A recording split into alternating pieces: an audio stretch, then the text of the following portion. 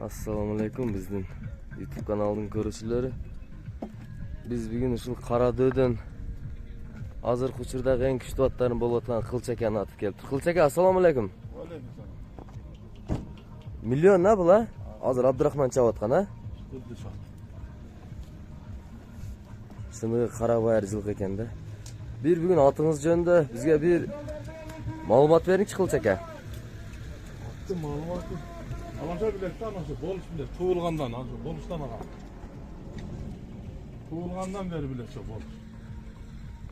Boluştan aytı ver. Siz ayta beriңiz да Кылчака. Аттын ээси сизде азыр. Oldu. Atım Кичине жалдык болот өзү. Түбү жалдан келген. Атам жалдык, катынам жалдык. Жалда туулган эле ат ушул. Азыр жашы канчага чыгып калды Кылчака? 2011 туğulgan eкен. 2011 Ошондо 14 жаш болуп калды, а? 13 жаш болуп калат экен, а? 13 жашында ушул ат жүгүрөт. Али бир райондо бир чемпион болот го Кылчака. Чындыгында машалла баа бере турган ат экен атыңызчы. 2-3 палуанды улакта бир чарчатат ушул атчы. Бул кандай сорундар алып келди үйгө Кылчака, сиз алгандан бери канча жыл болду атты алганыңызга? 3-жыл. 3-жылбы? Кандай сорундарга жетиштиңиз бул ат менен? Машинеге ташады, тайларга. Быйыл сезонда 7 та тай болду.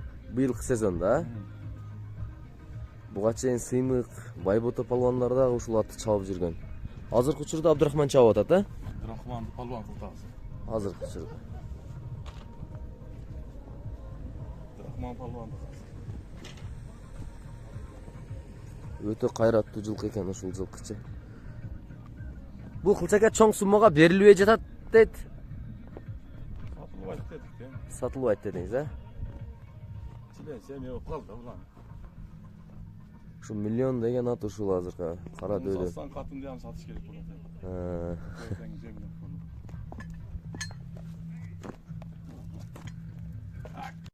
Миллионда Абдурахман палуан 10 миң сомго салды.